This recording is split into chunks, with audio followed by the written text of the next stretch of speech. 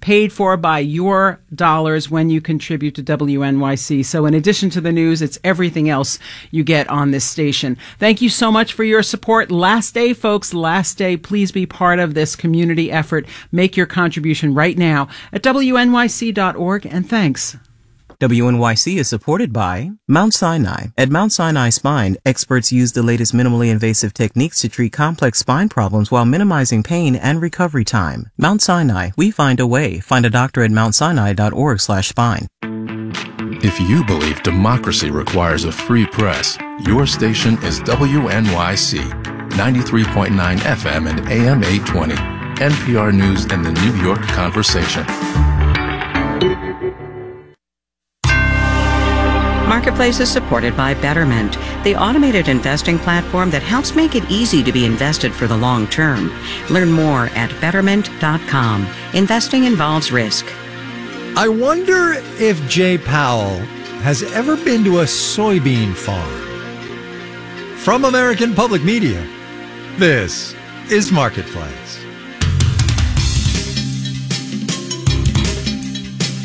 Marketplace is supported by Drexel University, whose model of experiential education infuses academics with real experience, yielding impactful results. More at drexel.edu. And by Pi Insurance, helping small businesses thrive with commercial insurance designed to be as easy as pie, so you can get back to business. Learn more from your agent or at iwantpie.com. And by Palo Alto Networks. Palo Alto Networks delivers what's next in cybersecurity innovation to protect today's digital way of life. Learn more at paloaltonetworks.com.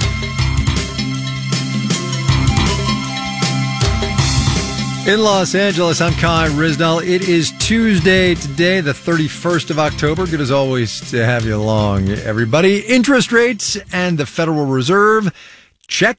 The job market, check. Corporate profits, check, and check. Our coverage of all of the above coming up, but we are going to start with an eye toward the calendar. Not All Hallows Eve, but harvest time for millions of farmers in this economy. Our go-to farmer is April Hemes. Corn and soybeans in Iowa are what she grows. We got her on the phone earlier today, but as happens in this post-pandemic audio production world, first, we had to get her to hit that red record button on her iPhone. The button is hit. I am ready for anything Kai throws at me today. The beautiful part about coming into the studio with you is you never know what's going to go on. That's all I'm saying. That's like farming, Kai. Well, you never know what you're going to find outside. That's a pretty good comeback. Well, let me ask you about farming. As promised, last time we spoke, I said we were going to call you back at harvest time to see how things have been going. So how had things been going? Well, if you remember, I was whining the last time because we hadn't had any rain. I do remember that. And this is one thing farmers do. We lose our crop at least twice every year. So I had half the rain I normally have. And Kai, I am here to tell you, only if you keep this a secret and don't tell USDA, I had a record harvest. I beat my corn yield by 10 bushel an acre, and I beat my soybeans by 5. But okay. All right, wait. What? Well, is 10 bushels an acre? Is that a lot of a beat? Is that a big beat? That's huge. That's ginormous in farming terms. Then how did that happen if you had a drought and everything was terrible? I don't know. I had rains at the right time is all I can think of. Now, 5 miles north of me, they're 10 bushels less than average. Wow. And 10 miles south, same thing. So it's very, very spotty. And you'll find that all over the country with farmers. Wow, that's wild. I feel like Goldilocks. Everything was just right for me. Just right. Just right. So with the understanding, I guess, that you sell a lot of your crop in advance, right? What does all this mean for your bottom line? So last year was the best year I ever had. This one, I thought I'm going to have so much income, but my inputs were all that much higher. Right. I'm not looking to buy a Rolls Royce, like I said once, or a tractor, which tractors are more I was just going to say, a combine costs you more than a Rolls Royce, I'm sure. Yes, it sure does. But so those inputs are just that much higher. They've come down a little bit, but they are still impactful to the bottom line. Right. So again, you sell most of your crop in advance, and I get that, but price volatility has been a thing for you, and it's been a thing for all farmers. Are things Huge. steady-ish, or are you're taking whatever the market will give you? Well, taking whatever the market's going to give me. I kind of backed off selling. I didn't sell as much as I usually do because, the weather's wonky all over. That's an official term too, wonky. Yes. All over the world. And so the carry in the market is really good. So I'll sell some more later. So I'm storing what I can at home and kind of waiting, playing the waiting game. Right. For now. What's the carry in the market? What does that mean? The carry in the market means like the price now and what I can sell it for March is higher. Gotcha. Means it pays to store. Gotcha. So. All right. So let me just venture a little bit far afield here, and I feel safe in doing this with you. Number one, because you can roll with anything. But number two, you are a global, participant in the markets, right? You go to conferences, you talk to people in other countries. I'm headed to China on Friday.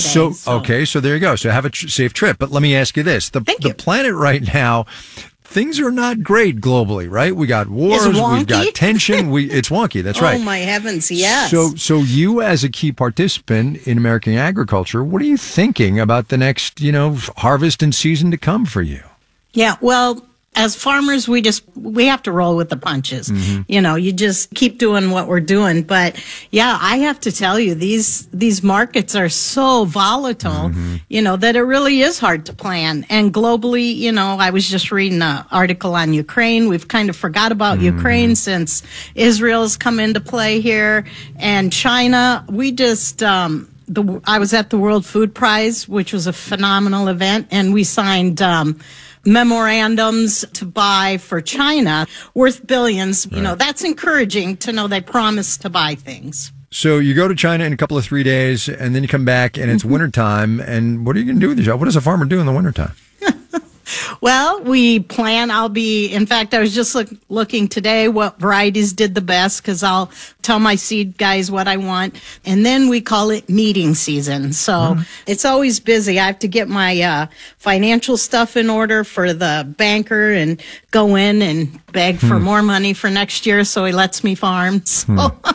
So we do all that and then figure out the tax situation.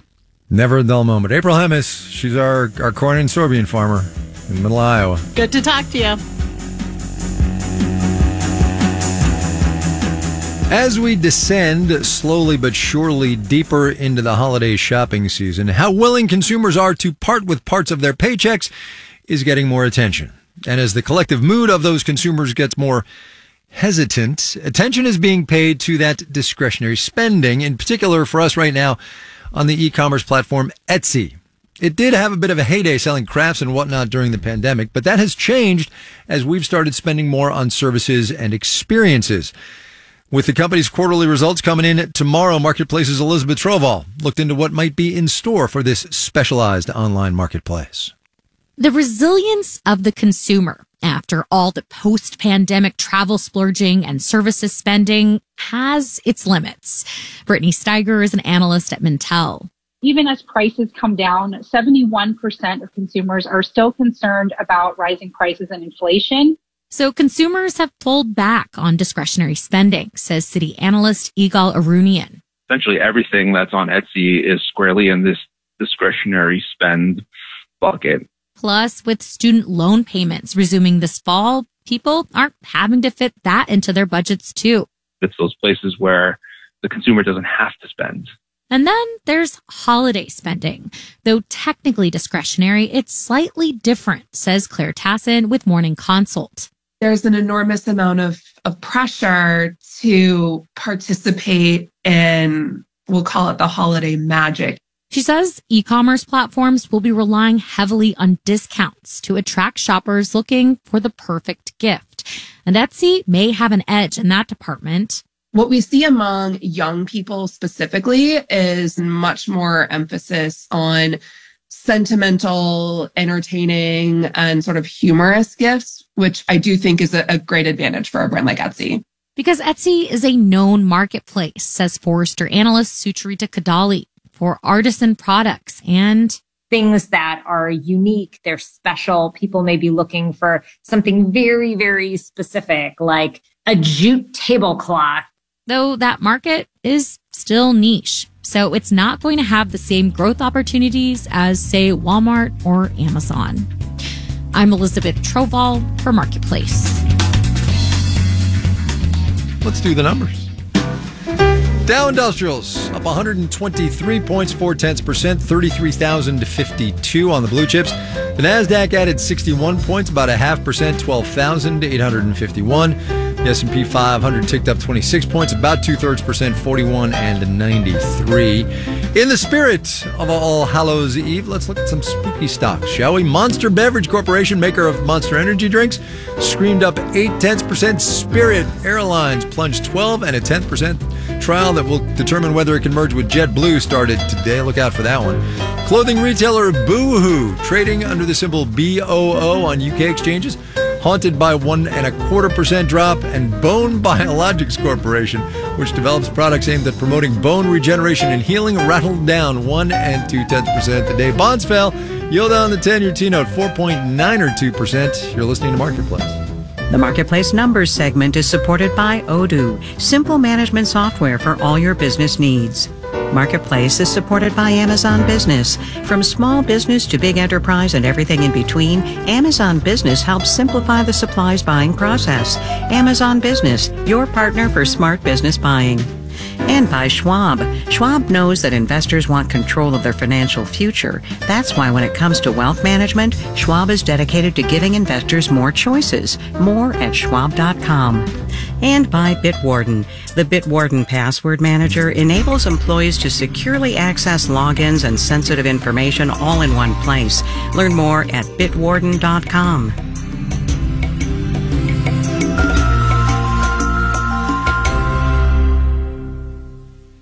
This is Ira Glass of This American Life. And if you're hearing the sound of my voice, chances are you have heard these pledge drives come and you've heard them go year after year, and you have never pledged. That's what statistics say. If you're hearing my voice right now, you probably have never pledged yourself. And I think I may know why.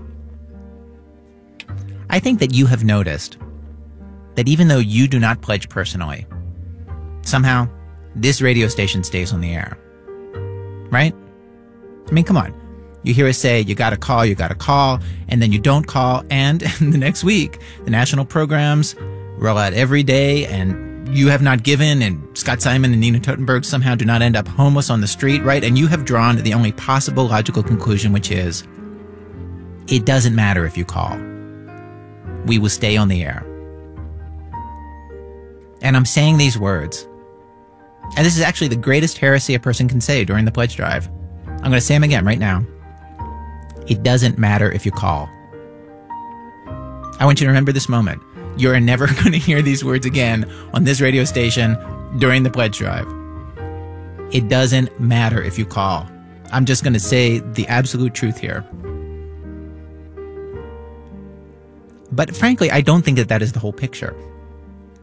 Because although reason tells you that we're going to be fine if you don't call, and reason has dictated your actions during every pledge drive till this point, you've been utterly reasonable. You've followed logic perfectly, right? I'm here to tell you, you got to walk past reason. You got to see reason standing there in the corner, smoking a cigarette and looking all smug, and you're going to walk right past reason. You're going to walk past what is logical and what is reasonable to what is actually a bigger truth, and that is that you want to do what's right. And you know that you listen to this radio station all the time. You're hearing me right now. It's not even a program right now, okay? This isn't a pledge break, okay? That's just how much you listen to this radio station. You listen during the pledge breaks. And what is right? In the simplest way that we teach a 5-year-old, here's what's right and here's what's wrong. What is right is that if you use something or depend on something or share something, like you share this radio station with all the other people who listen to this radio station, it is only right to help out and keep it going. If you were to explain this to a 5-year-old right now, you would say, that's what's right, and it is not right to let other people shoulder all the burden. So yes, you do not have to pledge. We're going to stay on the air if you don't pledge. Somehow, we're going to come up with the money. And that's why it's such a statement when you walk by the logic of that, the undeniable logic of that, and actually contribute. That's why everybody who contributes the first time, that's why they always say, it felt so good. It felt so good, you know, because it's such an act of faith and community. And, you know, we're all in this together. You know, because the truth is, we are all in this together. You and me and all of us. Here's how to pledge. We are in this together. 888-376-9692, WNYC.org. Ira Glass, of course, that's the voice you just heard, talking about community. This is a community.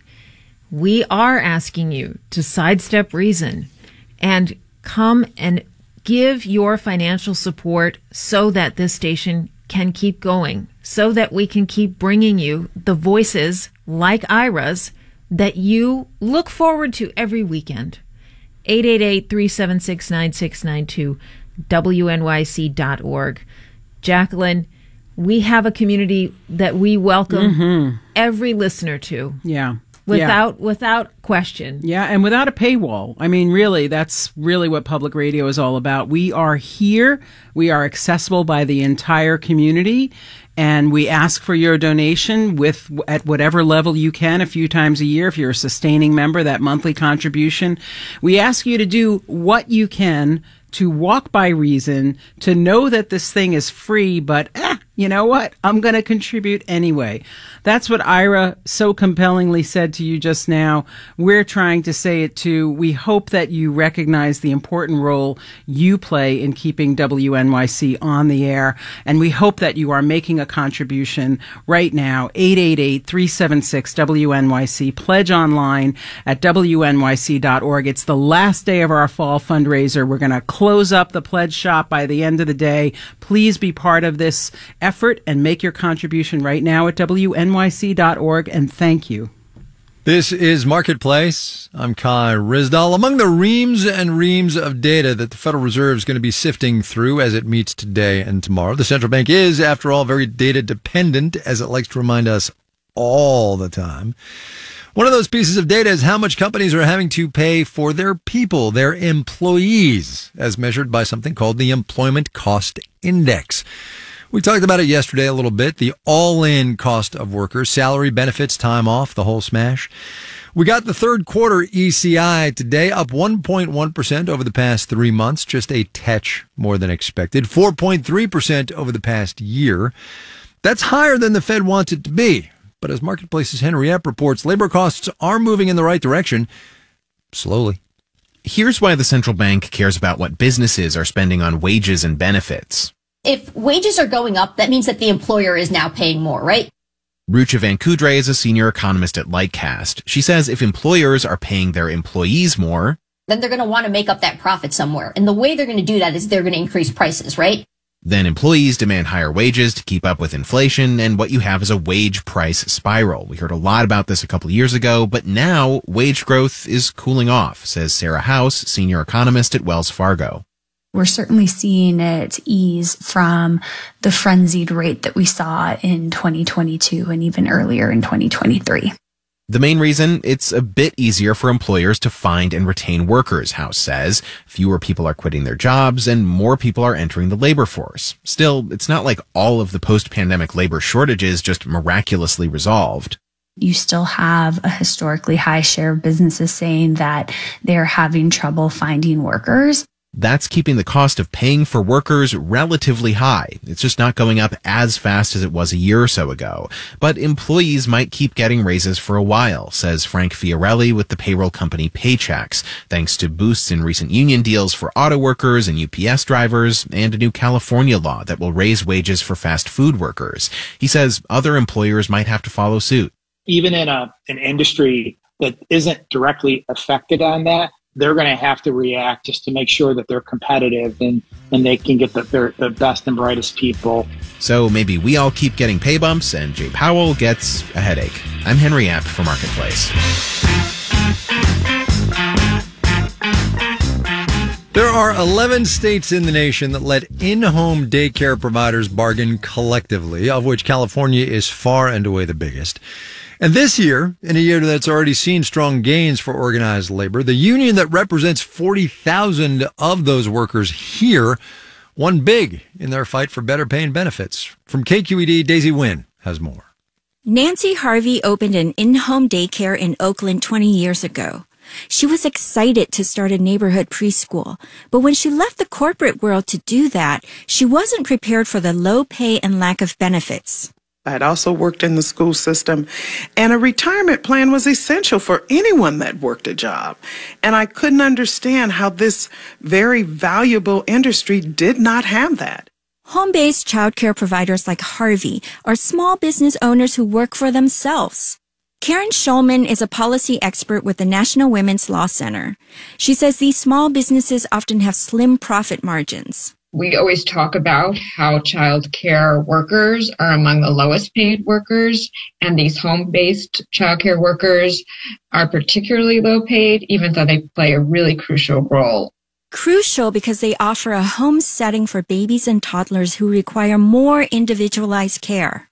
Or because they have the flexibility that fewer centers provide.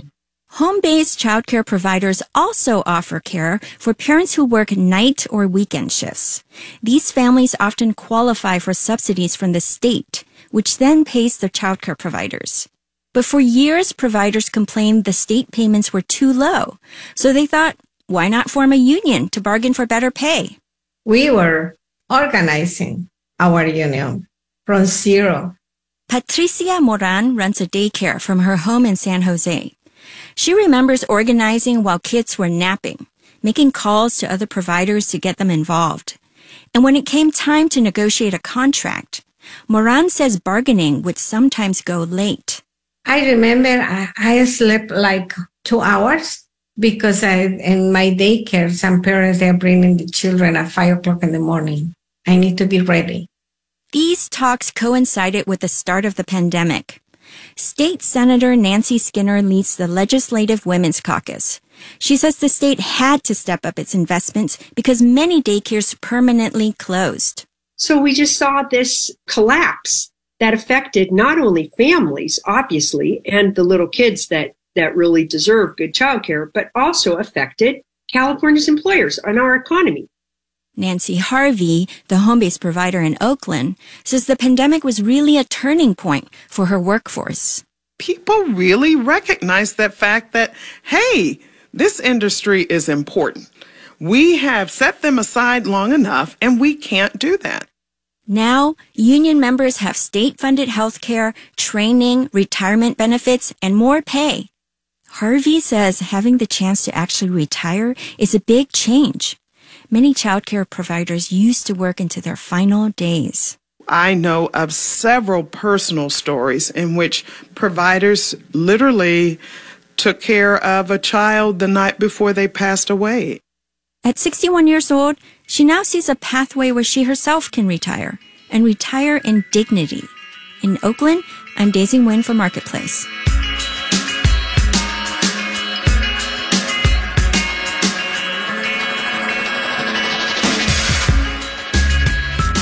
This final note on the way out today for those among us who are going to have leftover candy around the house for the next week or two, or who might borrow from whichever children are in the house. First of all, the National Retail Federation says that we have collectively spent more than $2.5 billion on candy this year. But also, and honestly, this is the important part, it's from the website Eater, milk chocolate candy, assuming it's still wrapped and kept in a cool place, should be good for as much as 10 months. Marketplace is supported by USB technology found in billions of devices. USB Implementers Forum reminds consumers that certified products display USB-IF logos. Get the whole story at enablingusb.org. And by Million Bazillion, a podcast about money for kids and their families. We help dollars make more sense. All right, we got to go. Here's your moment of economic context. Saw this on The Verge today, the economic adage that incentives matter come to life. DoorDash has added a warning to orders on which no tip is included. That warning says, and this is a quote, Dashers can pick and choose which orders they want to do. Orders that take longer to be accepted by Dashers tend to result in slower delivery. No tip. Dashers don't pick them. Our digital and on-demand team includes Carrie Barber, Dylan Mietin, Janet Wynn, and Olga Oxman. Ellen Rolfe is as well, Virginia K. Smith, and Tony Wagner. Francesco Levy is the executive director of Digital and On-Demand. I'm Kai Ryssdal. We will see you tomorrow, everybody.